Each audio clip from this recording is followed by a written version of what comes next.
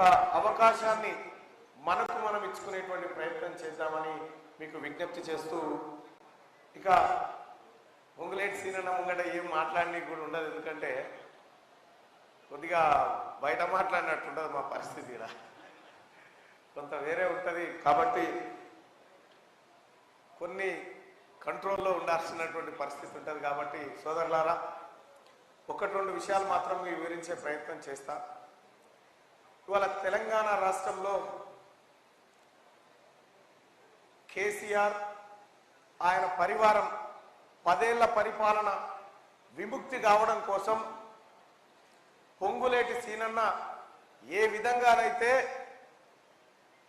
ఎన్నికల సమరంలో కాంగ్రెస్ పార్టీ జెండా ఎత్తి ఈ రాష్ట్రంలో టీఆర్ఎస్ పాలన విముక్తి కోసం నిఠారుగా నిలబడ్డాడో, తీన్మార్ మల్లన్న ఉడతా భక్తిగా కాంగ్రెస్ పార్టీ రాష్ట్రంలో అధికారంలోకి రావడం కోసం నా వంతు చిన్న చిన్న ప్రయత్నాలు చేసుకుంటూ పోవడం జరిగింది. సోదరులారా, వాస్తవానికి కేసీఆర్ మెడల్ వంచిండు, కేసీఆర్ ఏం చేయలే.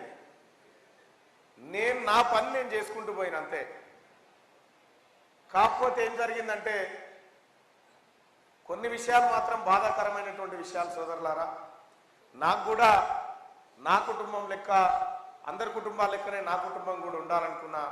కానీ మా భార్య పిల్లలు కొన్ని ఏళ్ల పాటు బాధపడేటువంటి ఒక అవస్థనైతే జరిగింది. ఈ పోరాటంలో 100 రోజుల పాటు జైళ్లలో బందీ అయిపోయి కేసులు, దాడులు, హత్యాయత్నాలు, విధ్వంసాలు అన్నీ తీన్మార్ మల్లన్న మీద జరిగినాయి.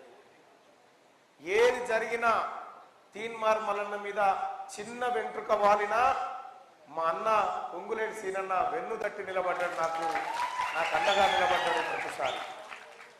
సోదరులారా, ఇవాళ ఖమ్మం వేదిక నుంచి, ఖమ్మం పాలేరు వేదిక నుంచి కూడా నేను రిక్వెస్ట్ చేస్తా ఉన్నా, అన్నా నీ తమ్ముని చట్టసభకు తీసుకుపో, నీ తమ్ముని చట్టసభకు తీసుకుపో అన్నా. ఎందుకంటే ఒక మాట చెప్తా ఉన్నా, నాకు జన్మనిచ్చిన తల్లిదండ్రుల సాక్షిగా మీ ఓటును వృధా చేయనని నేను అన్నకు మాట ఇస్తా ఉన్నా.